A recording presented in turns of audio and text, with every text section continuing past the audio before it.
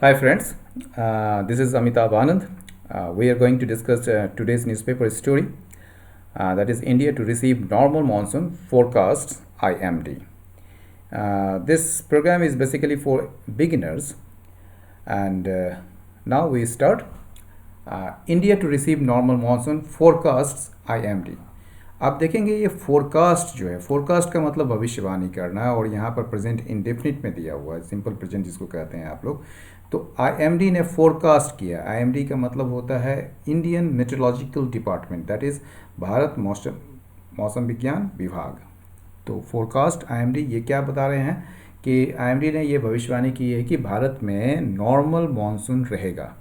ठीक है, above normal rain likely in August and September, यानी कि नॉर्मल रेन सामान्य बारिश से ज़्यादा, ठीक है, सामान्य बारिश से ज़्यादा की संभावना जो है वो अगस्त और सितंबर में हो सकता है। लाइकली संभावना। आगे बढ़ते हैं। India will likely have a normal monsoon with a chance of above normal rain in August and September, the Indian Meteorological Department said on Wednesday. यानी कि भारत के जो मौसम विज्ञान विभाग जो हैं उन्होंने बुधवार को कहा कि इंडिया में जो है नॉर्मल मानसून होने की संभावना होगी, जिसमें चांस जो होगा यानी कि पॉसिबिलिटी जो होगा यानी कि संभावना जो होगी वो एबव नॉर्मल रेन की भी होगी, यानी कि सामान्य से ज़्यादा बारिश की भी होगी। कब? इन अगस्त एंड सितंबर। ठीक है, आगे बढ़ते हैं। The IMD issues a 2 stage forecast, यानी कि ये इंडियन मेट्रोलॉजिकल डिपार्टमेंट जो है वो जारी करती है 2 चरणों में अपने भविष्यवाणी को, अपने पूर्व अनुमान को। पहला जो है द फर्स्ट इन अप्रैल, पहला जो है अप्रैल में जारी करती है। फॉलोड बाय, जिसके बाद, फॉलोड बाय मतलब उसके बाद अ मोर डिटेल वन, एक और ज़्यादा विस्तृत जो है फोरकास्ट जारी करती है in the last week of May के अंतिम सप्ताह में, which will also illustrate how the monsoon will spread over the country. जो यह भी इलस्ट्रेट मतलब कि ये बताता है, सजेस्ट करता है कि कैसे मानसून जो है फैलेगा या विस्तार होगा उसका पूरे देश में। आइए इलस्ट्रेट का मतलब हम लोग जानते हैं।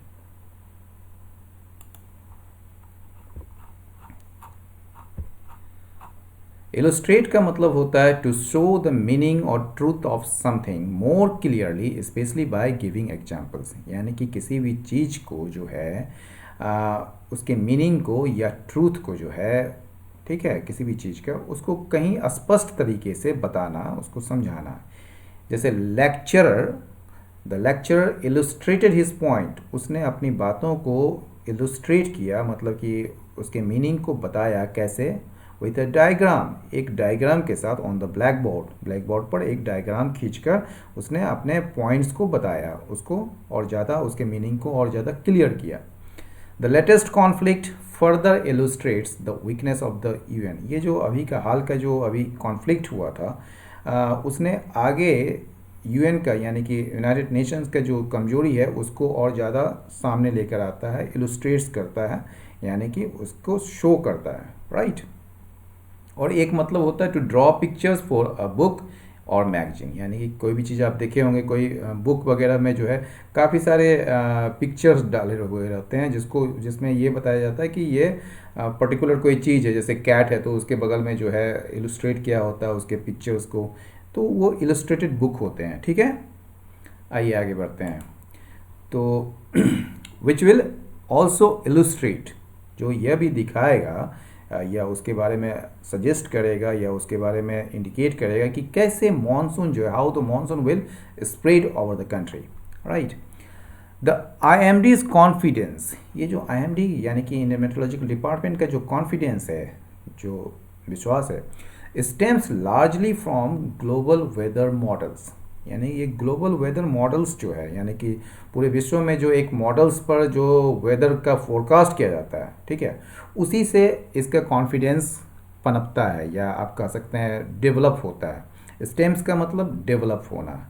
पहले तो मैं ये बता दूं कि स्टेम का जो मतलब होता है, अगर आप नाउन में देखेंगे स्टेम का, तो उसका मतलब होता है जैसे आप कोई वृक्ष देखे होंगे, कोई पौधा देखे होंगे फूल का, जैसे रोज का आप देखे होंगे पौधा, तो उसमें जो है जो फूल वगैरह की जो पत्तियां लगी होती है वो तना में होती है, तना को ही स्टेम कहते हैं आप, ठीक है। जिसको डंठल भी कहते हैं आप लोग अगर। लेकिन एक स्टेम का जो मतलब होता है, जो फ्रेजल वर्ब में होता है, स्टेम फ्रॉम समथिंग, जो कि यहाँ दिया हुआ है, उसका मतलब होता है टू स्टार्ट और develop as a result of something, ठीक है। कोई भी चीज़ का विकास होना या शुरुआत होना किसी चीज़ के कारण से। जैसे यहाँ पर हमने एक उदाहरण दिया है, her problems stem from her childhood difficult childhood, उसके जो डिफ़िकल्ट चाइल्डहुड से ही उसके प्रॉब्लम स्टार्ट होती है। या फिर देयर डिसएग्रीमेंट डेवलप्ड या स्टेम्ड फ्रॉम अ मिसअंडरस्टैंडिंग, उसके जो डिसएग्रीमेंट, जो असहमति है जो है, वो उसके मिसअंडरस्टैंडिंग यानी कि गलत जो एक समझ है एक दूसरे के बीच, एक दूसरे के गलत फहमी जो है, उसी से ये उपजा है। तो स्टेम का मतलब आप समझ गए, स्टेम फ्रॉम समथिंग, ये एक फ्रेजल वर्ब है। और स्टेम जो है, स्टेम का एक और मतलब होता है जो वर्ब के रूप में काम होता है, to stop something unwanted from spreading, यानी किसी चीज़ को रोकना, कुछ ऐसा चीज़ जो कि अनवांटेड हो, उसको प्रसार करने से रोकना है। जैसे दिस मेजर्स, ये जो उपाय हैं वो डिज़ाइन किए गए हैं, उसको बनाए गए हैं to stem the rise of violent crime, यानी कि हिंसक अपराध को रोकने के लिए, उसके बढ़ोतरी को रोकने के लिए, ठीक है। तो स्टेम का मतलब ये होता है, ठीक है। आगे बढ़ते हैं, कहाँ बढ़ते हैं हम लोग, या the IMD's confidence stems largely from global weather models। ये जो है लार्जली मतलब कि बहुत हद तक, ठीक है ना, कहाँ से मतलब कि पैदा होता है या फिर उपजता है या फिर उसको वो डेवलप करता है। तो वो डेवलप करता है कहाँ से, ग्लोबल वेदर मॉडल से, जो इशारा करते हैं। पॉइंट टू का मतलब इशारा करना, पॉइंट टू या point toward something, that means to indicate करना, टू सजेस्ट करना, ठीक है। तो pointing to negligible chance of El Nino, ये अल नीनो एक फिनोमिना होता है वेदर में, वेदर फोरकास्ट में या वेदर में जो है एक फिनोमिना होता है, एक टाइप का, एक प्रकार का एक सिस्टम है अल नीनो, ठीक है।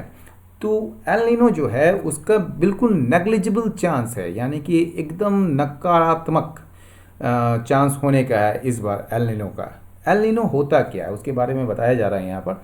अ warming of the central equatorial Pacific.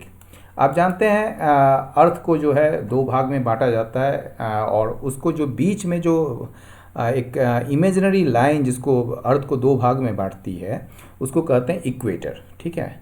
तो इक्वेटर से जो है एक नॉर्थ हो जाता है और एक साउथ हो जाता है। तो इक्वेटर जो बीच का भाग है, जहाँ पर सूर्य की रोशनी एकदम डायरेक्ट पड़ती है, तो इक्वेटोरियल पैसिफिक जो है, पैसिफिक यानी कि आप जानते हैं प्रशांत महासागर जो है पैसिफिक, तो इक्वेटोरियल पैसिफिक का जो वार्म होना, गर्म होना, वो जुड़ा हुआ है किससे, मॉनसून रेन के ड्राइंग अप, उसके सूखने से, उसके कम होने से वो जुड़ा हुआ है।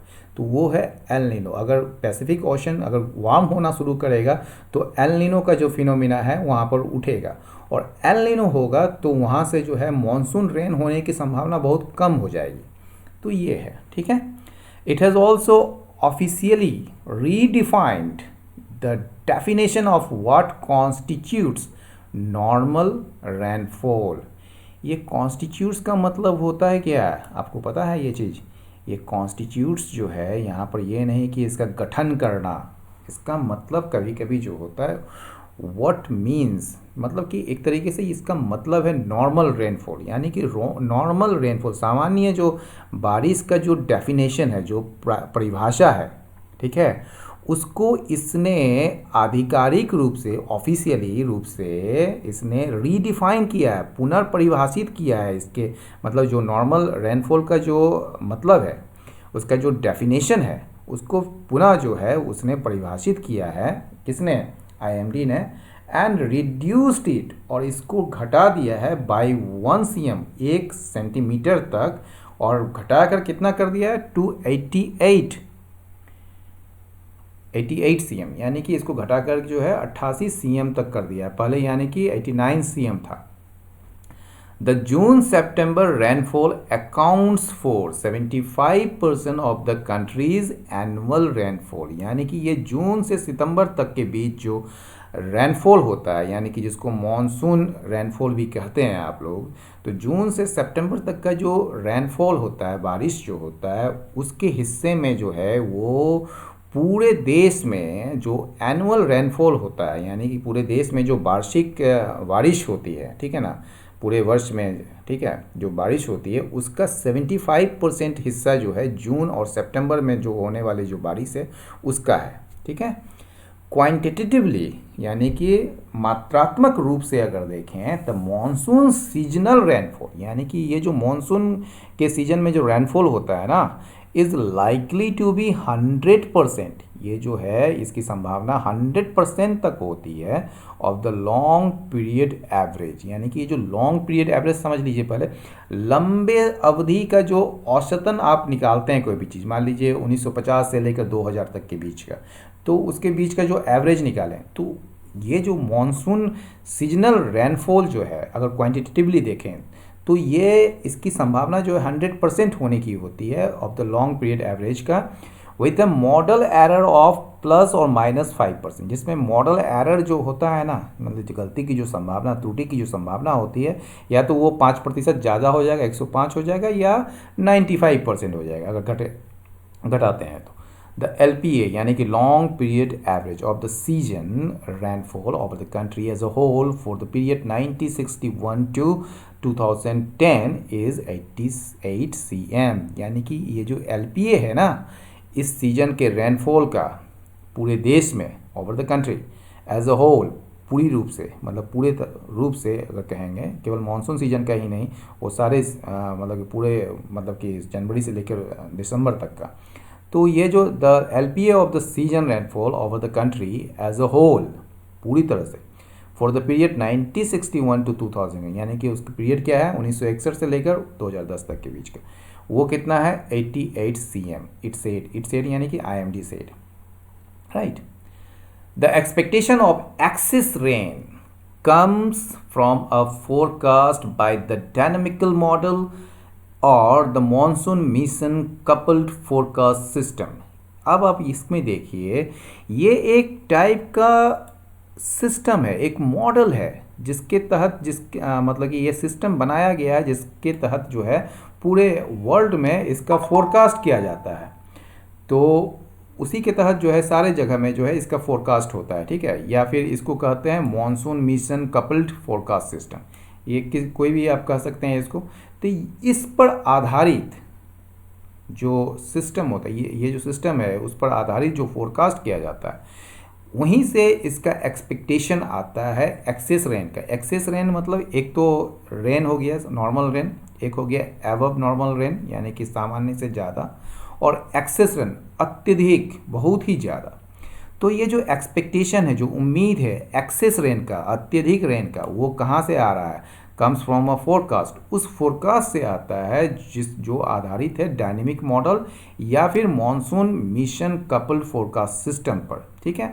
दैट रिलाइज, ये सिस्टम जो है वो निर्भर करता है या भरोसा करता है किस पर, सुपर कंप्यूटर्स पर, ठीक है। वो ये सिस्टम जो है वो सुपर कंप्यूटर्स पर भरोसा करता है, जो कि मैथमेटिकली, यानी कि मतलब गणना करके या आप गणितीय रूप से जो है साइमुलेट करते हैं। साइमुलेट का मतलब क्या करते हैं, साइमुलेट जो होता है उसका मतलब होता है कोई भी चीज़ को प्रतीत करना, यानी कि आप वो दिख कुछ रहा है लेकिन है कुछ उसमें। साइमुलेट का मतलब देखिए, टू डू और make something that looks real but is not real, यानी कि कोई भी चीज़ करना या कोई चीज़ करवाना जो दिखने में रियल लगता हो लेकिन वो जो है रियल है नहीं। उदाहरण से और ज़्यादा समझेंगे, इन चीप फर्नीचर में क्या होता है, प्लास्टिक प्रायः यूज़ किया जाता है टू साइमुलेट वुड, यानी कि वुड को दिखाने के लिए प्लास्टिक को यूज़ करते हैं, मतलब वो वुड नहीं होता है बल्कि वो होता है प्लास्टिक, लेकिन उसको इस टाइप से बना दिया जाता है, एक तरीके से आप कह सकते हैं उसको क्या, मतलब ऐसा चीज़ जो कि दूसरे को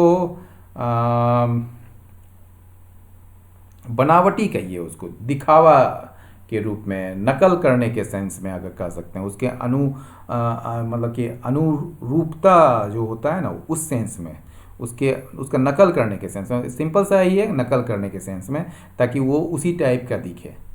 जैसे यहाँ पर देखिए, Ruth simulated pleasure at seeing same, यानी कि सेम को देखकर रूथ ने ऐसा दिखलाया कि वो बहुत खुश है। ठीक है, Ruth simulated pleasure at seeing same but really she wished, लेकिन वास्तव में जो है वो चाहती थी, ही हैड नॉट कम, कि वो ना आए यहाँ पर। तो साइमुलेट समझ गए आप बात को। तो यहाँ देखिए, the expectation of excess rain comes from a forecast by the dynamical model or the monsoon mission coupled forecast system that relies, जो रिलाई करता है किस पर, सुपर कंप्यूटर्स पर, जो मैथमेटिकली साइमुलेट करता है फिजिक्स को। किसके फिजिक्स को? Ocean and the atmosphere. Physics का मतलब क्या होता है आप जानते हैं? फिजिक्स, हम लोग तो जानते हैं कि फिजिक्स का मतलब जो है वो भौतिकी होता है, जो हम लोग पढ़ते आए हैं। ठीक है, तो भौतिकी क्या होता है? तो भौतिकी जो होता है ये एक्चुअली साइंटिफिक स्टडी होता है। किस चीज़ का? उस फोर्सेस का, जैसे हीट, लाइट, साउंड वगैरह का, या फिर उसके बीच जो संबंध होता है। तो यहाँ संबंध किसका है?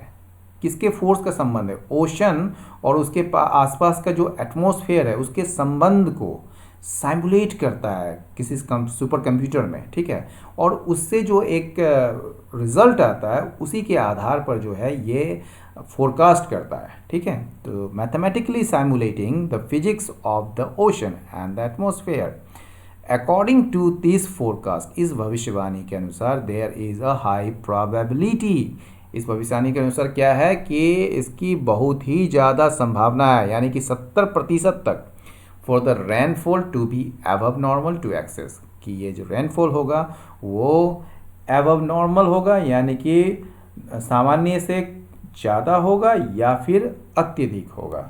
तो दोस्तों, आज का प्रोग्राम आपको ये कैसा लगा ये ज़रूर बताएं, और अपना फीडबैक कमेंट बॉक्स पर देना ना भूलें। लाइक करें, शेयर करें और सब्सक्राइब करें। बहुत बहुत धन्यवाद।